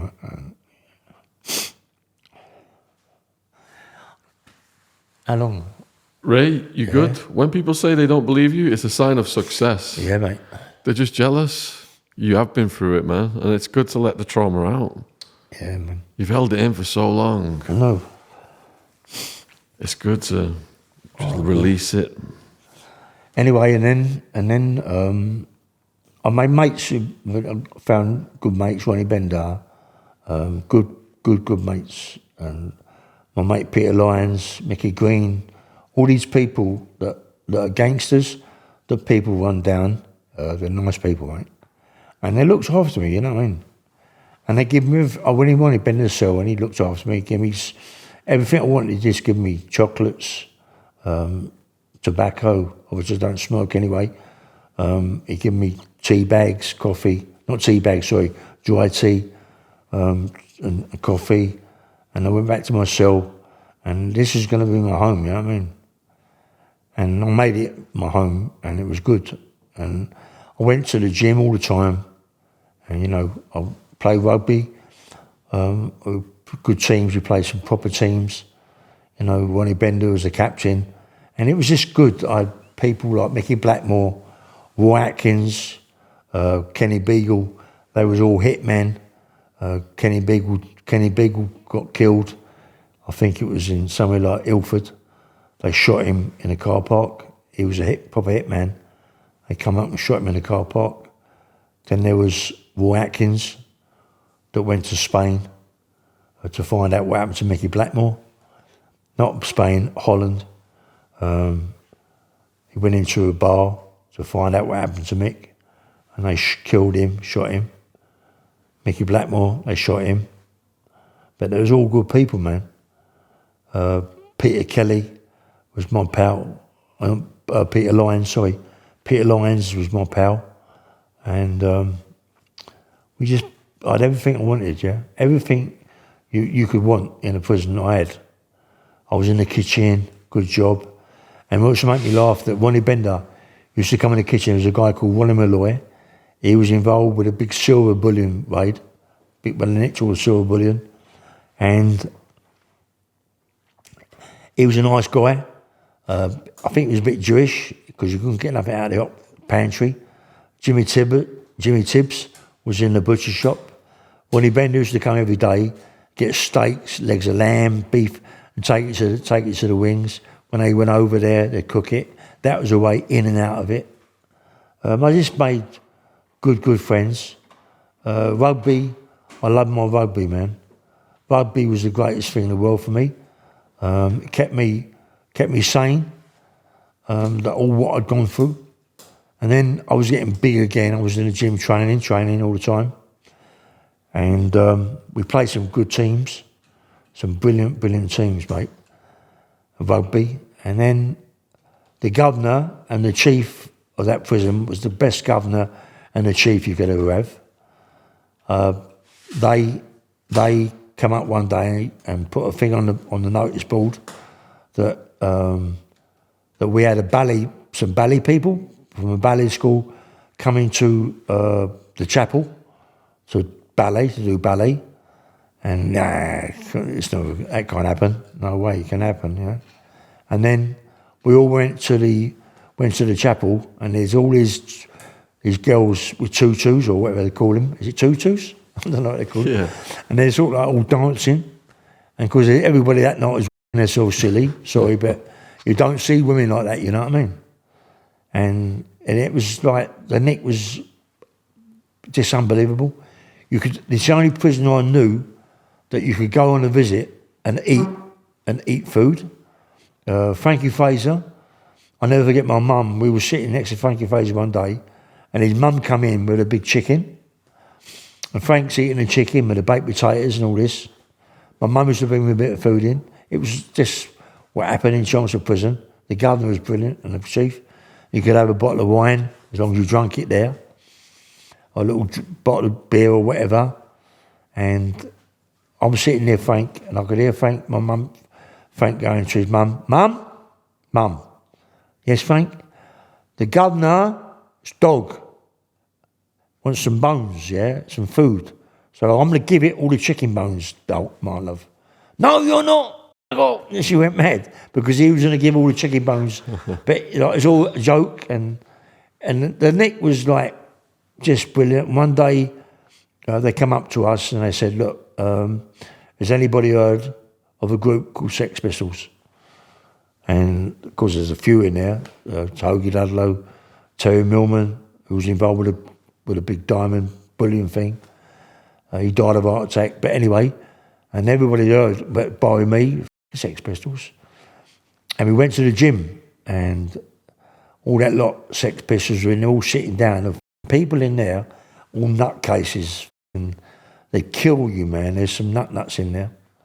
And we're all sitting down, and these Sex Pistols started playing. And I think it was Johnny Rotten, one of them, I don't know who it was, shouting out, "You're fucking how can you let these screws bang you up? Look at you, reckon you're all big, hard thugs. Look at you, and they've got these silly screws, and you can't." That was it. They wanted to kill him. They wanted to kill him, man. And they got escorted out a bit quick, yeah. And we wanted to kill him anyway. And then they made a record about us. They made a record, didn't they? What is it called? Do you know? It was called Live at Chelmsford Prison. Was it Live at Chelmsford Prison? Yeah.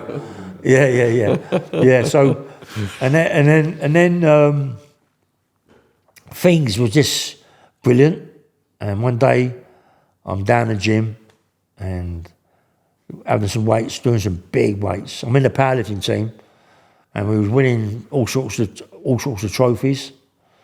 And one day we were there, I'm squatting. I was the worst squatter in the world. And I'm like, as I'm coming up with the things, the lights, and the nick burnt down. That's it. Are we going to stop it now, or are we going to keep going, or what? And we got 20 more minutes to 2 hours. 20 more minutes? Yeah. Anyway, just keep going. So anyway, all the lights went, and we come out, and the nick's a light. But all the offenders, they're all bashing and crashing. They want to get out, but the roofs are light. The roofs are light on their cells, and we're shouting out, "Burn, you, burn!" And when we come out to the centre is where the chapel was, and that's a light, and there's all things falling down. So now they want to get us to the visiting room. But what's happened before this? I used to get to go into the recess, and my mate Tony Lawrence, he got shot by the Sullivans, on him, shot him in the head 5 or 6 times, the 2-2s, and he was done with a 303. He survived. But him and Frankie Fraser never got on. And I used to watch the door when Tony Lawrence used to have a shower, because Frankie Fraser wanted to get in there and plunge him up. So I used to stop Frank going in there. Anyway, when this fire happened, and Frank Fraser wasn't there, he'd gone. He'd been shipped out because he smashed the fucking nick up, tried to smash the nick up. Tony Lawrence had gone. Everybody had gone. So anyway, when it went, we come in the centre. We all got to go to the visiting room. We all go in the visiting room, and they telling us that we're going to go to all different sorts of nicks. We don't know where we're going to go. When we go and go, we'll tell you when you get there. And I wound up in Wandsworth Prison. But when I wound up in Wandsworth Prison, I was massive, and they couldn't get no clothes to fit me, none at all. So they give me this big shirt with a big baggy waist.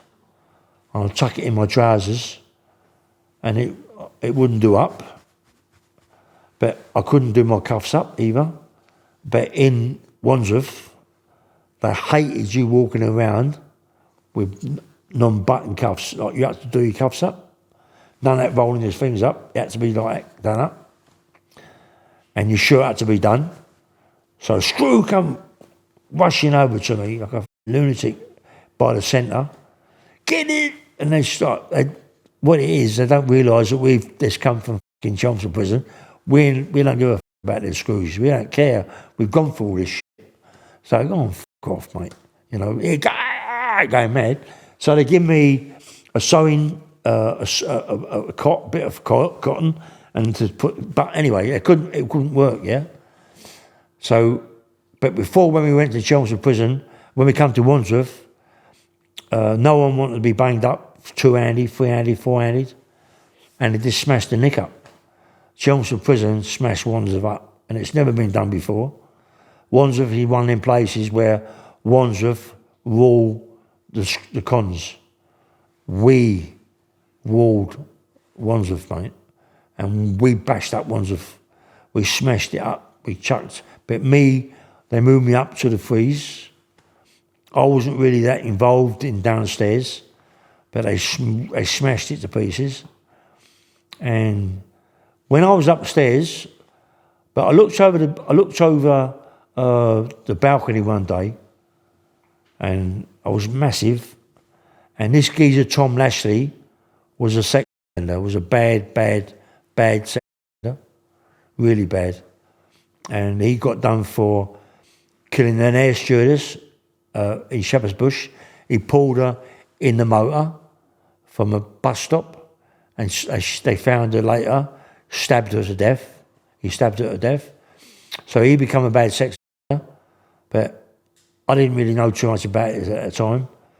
And I'm in Wandsworth, looking over the balcony, and he's walking through with all these f***ing holes from H3, I think it was. He's walking through, and I said, Tom, what's up, mate? Because I didn't know, what's up?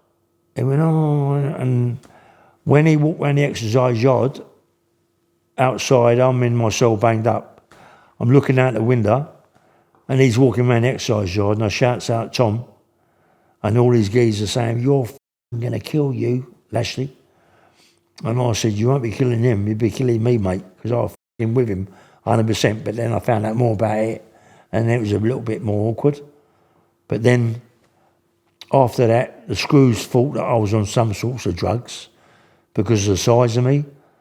I mean, I was like ginormous. I was so big, man. I mean, my arms had to be 22 inches. I was huge, man, just huge over the yeast and the weights. I was lifting phenomenal weights. And then when they moved me, because the chief didn't want me there, because my brother, Keith, knew his son, John Dixie, and they moved me to the Scrubs. For me, going from Wandsworth to the Scrubs, or even going from Chelmsford Prison to Wandsworth to the Scrubs, was a kick up the balls, yeah? Because you're coming from something nice, going to a shithole, yeah? But the Scrubs, even that was a shithole, you know? But I knew that I was going to be released one day or go to a big nick, another nick. And for me to get parole from the scrubs. I know it's going round in circles, isn't it? You're fine. Keep going. Keep going. You're fine. So for me to go to the scrubs and to do what I did in the scrubs, and everything was sweet for me. And one day, bash, Rail, you're going to be released. And I couldn't believe it, man. I couldn't believe it. I was let out of there. I walked home from the scrubs, knowing that my girlfriend, or whatever, and I walked home up my mum's road, and the dog, my mum's dog, came rushing towards me. And girly, I was stroking her and loving her. I walked to my mum's. My mum was in tears. My dad was in tears. I walked in the house. I had these silly clothes on, looked like a beggar. And they give me right from this high and mighty. And then I went in my mum's house, and I walked in the bathroom, and to see a bath, just to see a nice bath, you know. And got in the bath, come out there with a towel around me, walked through the kitchen to where my bedroom was. My mum went, oh! My mum couldn't believe the size of me. So I was huge, you know what I mean? Fucking chest, my arms, massive. My mum couldn't believe the size of me. She went, oh my God, what's all these bumps? And, you know, I went upstairs. My mum had bought me some shirts, T-shirts, vests. And it was like, and I thought to myself, this is like back to normal. Then I found and the baby, and he gave himself up because he knew that if he didn't give himself up, mate, and I got hold of him, I'd have killed him, man. I would just ripped him to pieces. So he gave himself up. I think he gets something like a 10 or a 9. He moved to Lewisham, and then I moved to Lewisham.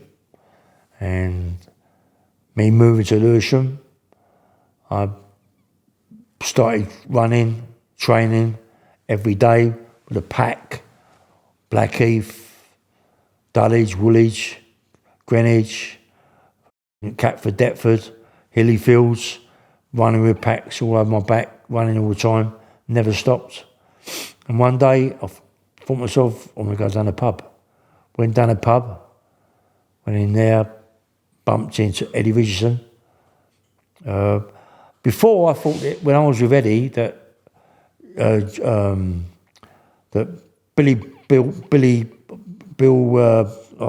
Harry Haywood and Billy Haywood, I thought they was there, but they wasn't because they was the ones involved in the Smith shooting.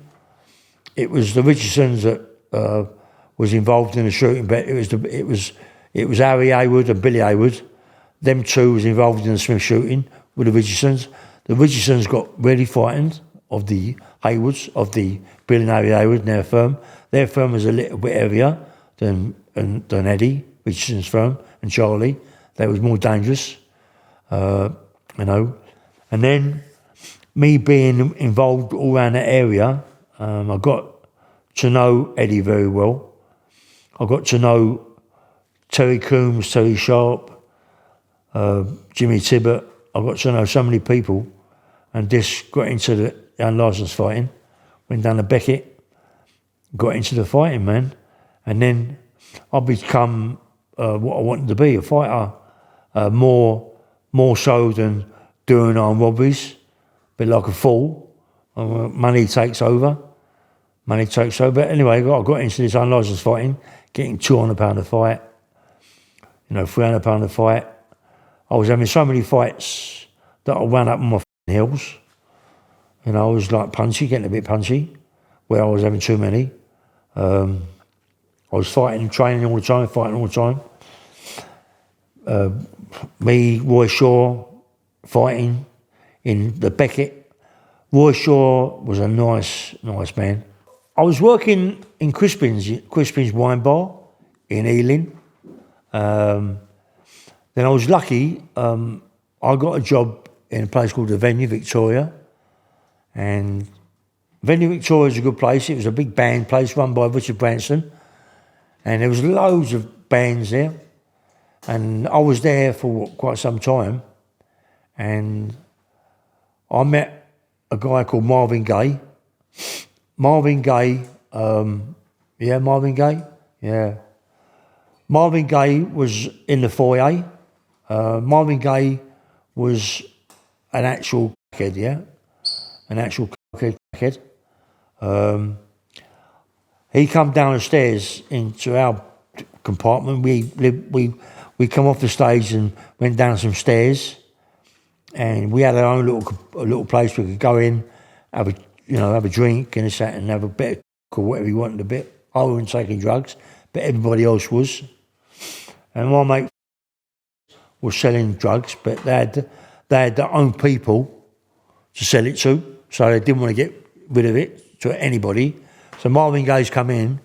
He's coming for an ounce of ounce, you know what I mean? What the fuck's he on? You know what I mean? You know, we couldn't believe it, you know what I mean? We thought, you know.